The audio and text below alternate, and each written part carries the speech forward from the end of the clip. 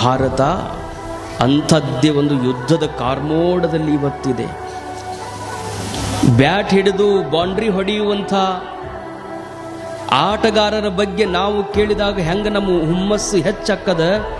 ಬರೇ ಬಾಲ್ ಹಾಕೋವನ್ನ ನೋಡ್ಕೊಂತ ನಿಂತು ಬ್ಯಾಟ್ ಹಿಡಿದು ಬಂದು ಬಾಲನ್ನು ಬೌಂಡ್ರಿ ಹೊಡೆಯೋನ ಬಗ್ಗೆ ನಮಗಿಷ್ಟ ಅಭಿಮಾನದ.